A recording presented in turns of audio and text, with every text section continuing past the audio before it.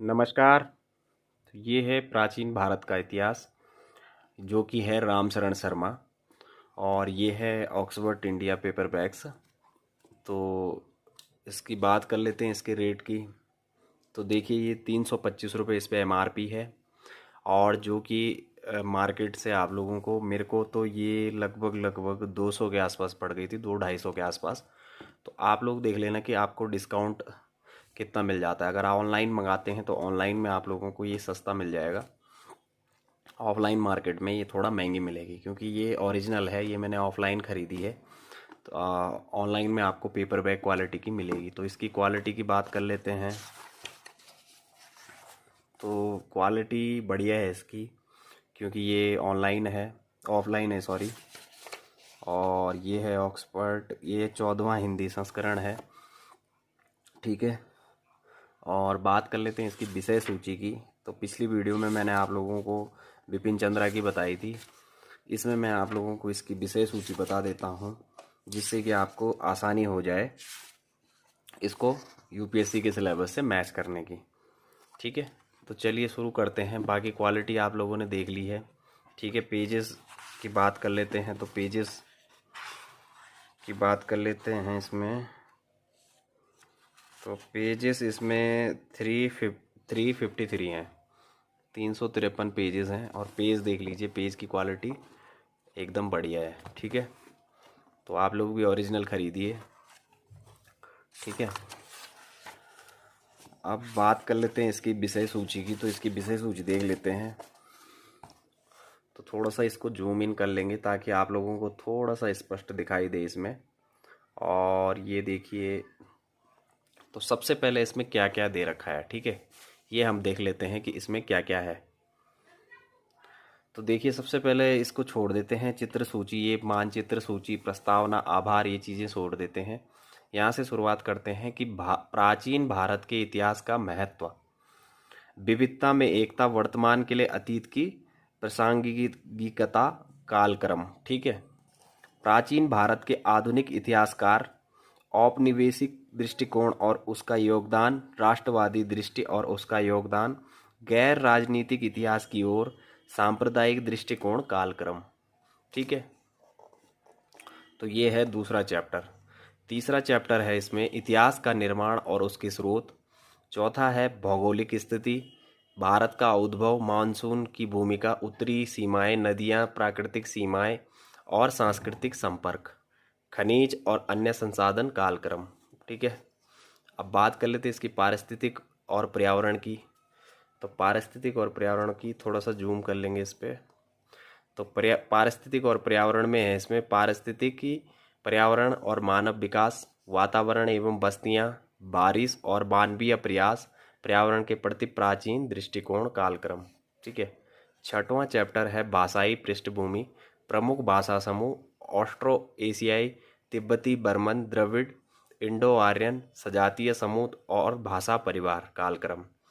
तो ये चीज़ें इसमें है। सातवां अध्याय है इसमें मानव विकास, पुरापाषाण युग, मानव के अफ्रीकी पूर्वज, भारत के प्रारंभिक मानव, पुरापाषाण युग के चरण, मध्य पाषाण युग, शिकारी और पशुपालक, पुरापाषाण युग के कला, प्रारंभिक मानव संगठन, कालक्रम, ठीक है। तो ये 7 अध्याय हैं। अब हम पेज पलट लेते हैं और दूसरे पेज पे देख लेते हैं कि क्या क्या चीज़ें इसमें हैं। तो थोड़ा सा इस पेज में देखने के लिए इसको थोड़ा सा हम जूम आउट कर लेंगे इसका। और तो यहाँ से शुरू करेंगे इसको। तो ये देखिए, सूची है ऊपर लिखा हुआ, और उसके बाद आ रहा है नवपाषाण काल, नवपाषाण युग, पहला आजीविका का उत्पादन और पशुपालन, बलूचिस्तान के सबसे प्राचीन ग्रामीण बसावट, ठीक है, बुर्ज होम के चिरांद में हड्डियों के औजार, दक्षिण भारत में नवपाषाण बस्तियां, कृषि और अनाज, नवपाषाण चरण और प्रगति और सीमा, कालक्रम, ठीक। ये हो गया 8वां। 9वां है ताम्रपाषाण युग की संस्कृति। तो ताम्रपाषाण युग में बसावट, ताम्रपाषाण युग का महत्व, ताम्रपाषाण संस्कृतियों की सीमाएं, तांबे के ढेर और गेरू रंग के बर्तनों का चरण, कालक्रम, ठीक। अब बात कर लेते हैं हड़प्पा सभ्यता से। ठीक है, तो हड़प्पा संस्कृति में क्या क्या है, हड़प्पा सभ्यता में क्या क्या चीज़ें हैं, वो चीज़ देख लेते हैं। तो देखो, इसमें है हड़प्पा संस्कृति सिंधु घाटी में कांस्य युगीन शहरीकरण, फिर है परिचय शहर योजना और संरचनाएं, कृषि पशुपालन कारीगरी और शिल्प, व्यापार एवं वाणिज्य, सामाजिक संगठन, राजनीतिक धार्मिक परंपराएं, सिंधु घाटी में पुरुष देवता, वृक्ष और पशु पूजा, हड़प्पा लिपि, माप तौल, हड़प्पा बर्तन मुहर और मुद्रण, मूर्तियां हैं, टेराकोटा मूर्तियां हैं, पत्थर का काम है, सिंधु संस्कृति का अंत है, परिपक्वता है, उत्तर शहरीकरण का काल है, नए लोगों का आगमन है, उत्पत्ति और समस्या, क्या हड़प्पा संस्कृति वैदिक थी, निरंतरता की समस्या, कालक्रम, हड़प्पा पुरातत्व का कालक्रम। ठीक, अच्छा, 11वां अध्याय है आर्य संस्कृति की पहचान। ठीक, तो इसमें है आर्य संस्कृति के ग्रंथ हैं, घोड़े हैं, इनका पालन है, ठीक है, और प्रसार है, युद्ध रथ है, स्पोक वाला पहिया, उपमहाद्वीप में घोड़ों के अवशेष हैं, भूमिगत निवास है, भोजपत्र है, अंतिम संस्कार है, अग्नि की उपासना है, पशु बलि है, अश्व बलि है, सोम की उपासना है, स्वास्तिक है, भाषा है, अभिलेखीय साक्ष्य है, इंडो आर्यन का विस्तार है। कालक्रम, तो ऋग्वैदिक 12वां अध्याय है ऋग्वैदिक काल। तो इसमें है इंडो आर्यन का आगमन, थोड़ा सा जूम इन कर लेते हैं इसको, इंडो आर्यन का आगमन, कबीलाई संघर्ष, पशुपालन और कृषि है इसमें, ठीक है, कबीलाई मुखिया है, कबीला और परिवार है, सामाजिक विभेद है, ऋग्वैदिक देवता कालक्रम है, ठीक है। 13वां अध्याय है उत्तर वैदिक काल, राज्य और सामाजिक व्यवस्था की शुरुआत है। उत्तर वैदिक काल में सामाजिक ढांचे का विस्तार, 1000 से 500 ईस्वी पूर्व लोहे का उपयोग है, कृषि कला और शिल्प है, बस्तियां हैं, राजनीतिक संगठन है, सामाजिक संस्था है, देवता है, रीति रिवाज के दर्शन, ठीक है, कालक्रम है, ठीक है। अच्छा, जैन और बौद्ध धर्म के बारे में भी बात कर लेते हैं। तो जैन और बौद्ध धर्म है इसमें, ठीक है, उद्भव के कारण है इसके, वर्धमान महावीर और जैन धर्म के सिद्धांत हैं, ठीक है, प्रसार धर्म, जैन धर्म का प्रसार है, जैन धर्म का योगदान है, गौतम बुद्ध के बौद्ध धर्म है, ठीक है, बौद्ध धर्म के सिद्धांत हैं, बौद्ध धर्म की विशेषताएं और उसके प्रसार का कारण, बौद्ध धर्म के पतन का कारण, बौद्ध धर्म का महत्व और प्रभाव, कालक्रम, ठीक है। 15वां अध्याय है प्रादेशिक राज्य और मगध का उदय। तो बड़े राज्यों के उदय की स्थितियां, महाजनपद मगध साम्राज्य का उदय और विकास, मगध की सफलता के कारण, कालक्रम, ठीक है। तो ये चीज़ें 15वें अध्याय में हैं। अब हम देख लेते हैं 16वां अध्याय इसका क्या है।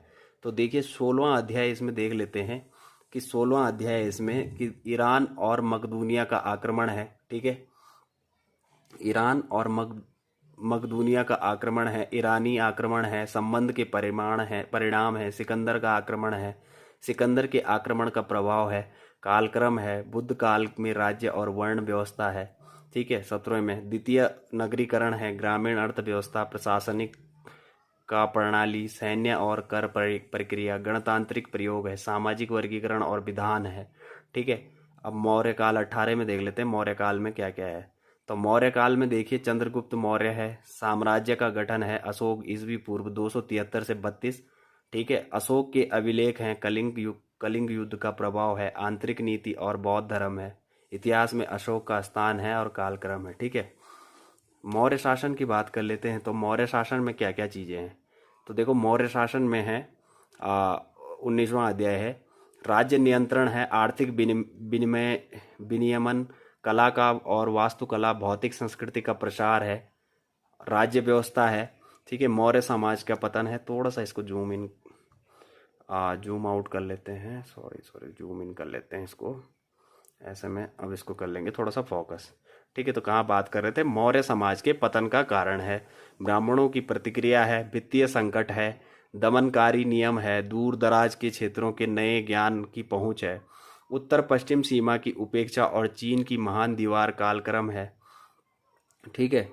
20वां अध्याय है मध्य एशिया से संपर्क और उसका प्रभाव है, राजनीतिक पहलू, इंडो यूनानिया शक, पार्थियन, कुषाण, इंडो ससैनियन है, इसमें सांस्कृतिक परिणाम है, घुड़सवार सेना है, व्यापार और कृषि राजनीति है, भारतीय समाज में नए तत्व हैं, धार्मिक विकास है, बौद्ध धर्म के महायान संप्रदाय का उदय है, गांधार और मथुरा की कला शैली है। भाषा है, साहित्य और शिक्षा, विज्ञान और तकनीकी का कालक्रम है।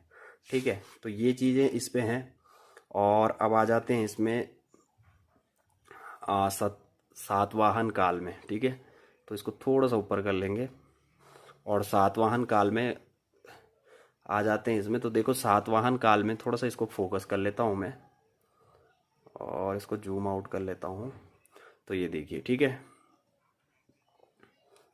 तो ये है सातवाहन काल। 21वां अध्याय है। राजनीतिक इतिहास है इसमें, भौतिक संस्कृति के आयाम है, सामाजिक संस्था है, प्रशासन का स्वरूप है, धर्म है, वास्तुकला है, भाषा कालक्रम है। सुदूर दक्षिण में इतिहास का उद्भव है, महापाषाणिक पृष्ठभूमि है, राज्य निर्माण और सभ्यता का विकास है, 3 प्रारंभिक साम्राज्य है, धन और शक्ति है, सामाजिक वर्गों का उदय है, ब्राह्मणिक संस्कृति की शुरुआत है, तमिल भाषा का संगम, साहित्य संगम, ग्रंथों की सामाजिक विकास कालक्रम। ठीक है, 23वां है शिल्प, वाणिज्य और शहरी विकास। ठीक है, तो शिल्प, वाणिज्य और शहरी विकास ईस्वी पूर्व 200 सन से 250 सन तक। ठीक है, शिल्प और शिल्पकार हैं, व्यापारियों के प्रकार हैं, व्यापारिक मार्ग और केंद्र हैं, विदेशी व्यापार के सामान हैं, मुद्रा, अर्थव्यवस्था, शहरी विकास और कालक्रम है। ठीक है, 24वां है इसमें गुप्त साम्राज्य का उद्भव। तो इसमें देख लीजिए, उद्भव का विकास और विकास। पृष्ठभूमि है, चंद्रगुप्त प्रथम है इसमें, समुद्रगुप्त है, चंद्रगुप्त द्वितीय है, और साम्राज्य का पतन, और बाकी है कालक्रम। ठीक है, तो ये हो गया 24वां अध्याय। अब इसका थोड़ा सा पेज पलट लेते हैं और इसमें लास्ट पेज में देख लेते हैं क्या क्या चीज़ें इसमें ऐड करी गई। ठीक है, तो इसको थोड़ा सा जूम इन जूम आउट कर लेंगे ताकि ऊपर की जो चीज़ें हैं वो हमें स्पष्ट रूप से दिखाई दे। अब इस पे कर लेते हैं फोकस।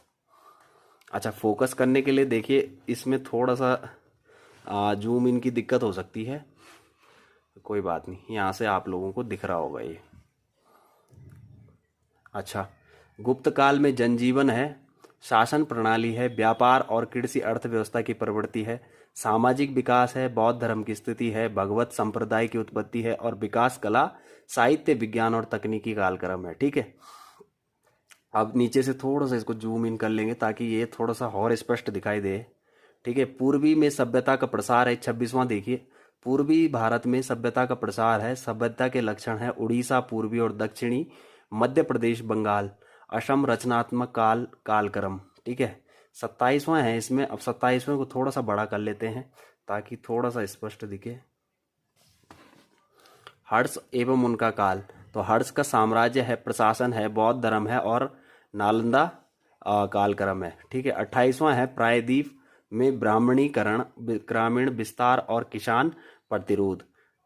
नया चरण, दक्कन और दक्षिण भारत राज्य, कलर्व विद्रोह, पल्लवों और चालुक्यों का संघर्ष, मंदिर, किसानों के कर की मांग, भूमि अनुदान और ग्रामीण विस्तार, सामाजिक संरचना और ब्रह्मीकरण कालक्रम। ठीक है, अच्छा, 29वां देख लेते हैं। 29वां है इसमें 29, दर्शन का विकास, जीवन का लक्ष्य, सांख्य, योग, न्याय, वैशेषिक, मीमांसा, वेदांत, चारवाक और जीवन के भौतिक विकास, भौतिक विचार कालक्रम। एशियाई देशों के साथ सांस्कृतिक संबंध है, विश्व के अन्य देशों से भारत का संबंध है, श्रीलंका, म्यांमार, चीन और मध्य एशिया में बौद्ध धर्म है, ईसाई धर्म और पश्चिम एशियाई संबंध, दक्षिण पूर्व एशिया में भारतीय संस्कृति, सांस्कृतिक आदान प्रदान और कालक्रम है लास्ट में। ठीक है, 31वां है प्राचीन काल से मध्यकाल तक, तो सामाजिक संकट और कृषि परिवर्तन है, जमींदारी है, प्रथा का उदय है। ठीक है, जमींदारी प्रथा का उदय है, नई कृषि अर्थव्यवस्था है, व्यापार और शहर का पतन है, वर्ण व्यवस्था में परिवर्तन है, क्षेत्रीय अस्मिताओं का उदय है, साहित्य की प्रवृत्तियां हैं, दैवीय पदानुक्रम, भक्ति पंथ, तंत्रवाद, सारांश कालक्रम है इसमें। ठीक है, 32वां है आपका सामाजिक परिवर्तन का अनुक्रम, परिचय, कबीलाई और पशुचारण काल, कृषि और उच्च श्रेणी का उद्भव, उत्पादन और शासन की वर्ण व्यवस्था, सामाजिक संकट और सामंत वर्ग का उदय, सारांश और कालक्रम है। तो विज्ञान और सभ्यता की विरासत है, धर्म, वर्ण व्यवस्था, दार्शनिक प्रणालियां, शिल्प और प्रौद्योगिकी, राजनीति, विज्ञान और गणित, औषधि, भूगोल, कला और साहित्य, विशेषताएं और खामियां कालक्रम। तो लास्ट में इसमें साहित्यिक स्रोत का कालक्रम, ग्रंथ सूची है, अनुक्रम है और लेखक का परिचय है। ठीक है, तो पृष्ठ संख्या इसमें जो दे रखी है कि 200 से 200 के बीच 201 के बीच क्या क्या चीज़ें इसमें दी हुई हैं। तो इसको थोड़ा सा जूम इन कर लेंगे और यहाँ मैं आप लोगों को दिखा देता हूँ कि सबसे पहले मैं इसमें नवपाषाण काल की अस्थियों के औजार बुजरहाम, ठीक है। नंबर दूसरा है मानव आकृति में बनी तांबे की कुल्हाड़ियाँ, भारत कला भवन बनारस, मातृ देवी टेराकोटा मोहनजोदाड़ो, बैल चित्रित मुहर मोहनजोदाड़ो, धौलवीरा की उत्तरी द्वार, अजंता की अप्सरा, सांची ईसवी पूर्व 200 से 200 ईस्वी तक, विदिशा ईस्वी पूर्व 200 से 200 ईस्वी तक, बुद्ध मथुरा ईस्वी 200 से 200 ईस्वी तक, चिन्हित मुद्राएं बुद्ध काल है। 11वां है मथुरा में मृचक कटिका और काला कृतियाँ, कुषाण काल है, द्वितीय शताब्दी है। 12वां है स्तूप नालंदा गुप्त काल है। 13वां है गुप्त काल के सिक्के हैं। 14वां है रथ महाबलीपुरम गुप्त काल, नर नारायण देवगढ़ गुप्त काल। तो ये चित्र सूची है, इसमें जो चित्र सूची दी गई है ये देख लीजिए, ये चित्र सूची है इसमें। तो 200 से 201 ईस्वी के बीच है ये, ठीक है। अच्छा, उसके बाद दे रखा है इसमें मानचित्र सूची दूसरी। तो मानचित्र सूची में क्या क्या चीज़ें हैं ये भी मैं आप लोगों को बता देता हूँ। तो ये मानचित्र सूची है, ये देख लीजिए, ठीक है। इसको थोड़ा सा जूम इन कर लेंगे ताकि आपको थोड़ा सा स्पष्ट दिखाई दे, ठीक है। तो मानचित्र सूची में है इसमें नवपाषाण कालीन संस्कृति, ठीक है, ताम्र युगीन संस्कृति, सिंधु घाटी सभ्यता का विस्तार, मध्य एशिया में प्राचीन कब्रों से संबंधित स्थान, प्राचीन इंडो आर्यन बसावटें, रंगे हुए बर्तने PGW के स्थान, उत्तर भारत में काले रंग के से पॉलिश किए हुए बर्तनों के स्थान, दक्कन और दक्षिण भारत, 150 ईस्वी के आसपास का भारत और 4वीं सदी में गुप्त वंश का साम्राज्य। तो ये मानचित्र सूची हो गई और अब इसके बाद आ गया इसका प्रस्तावना। तो देखिए ये रही राम शरण शर्मा की, RS शर्मा की बुक। इसको थोड़ा सा जूम आउट कर लेते हैं। और ये रही राम शरण शर्मा की बुक जो कि ऑक्सफोर्ड इंडिया पेपर बैग्स की है। और ये बुक UPSC के लिए, स्टेट PCS के लिए बहुत उपयोगी बुक है ये इसमें पहले NCERT आती थी, ओल्ड NCERTs, जो कि 12th क्लास की होती थी, ठीक है। तो ये किताब बहुत अच्छी किताब है, इसकी क्वालिटी अच्छी खासी है।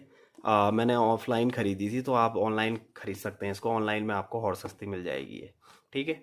तो चलिए, इससे रिलेटेड कोई और क्वेश्चन आप लोगों को करना होगा तो आप कमेंट सेक्शन में ज़रूर कर सकते हैं। और वीडियो अगर आप लोगों को अच्छा लगता है तो लाइक ज़रूर करिए और चैनल को सब्सक्राइब ज़रूर करिए। चलिए ठीक है, मिलते हैं फिर नेक्स्ट वीडियो में। धन्यवाद।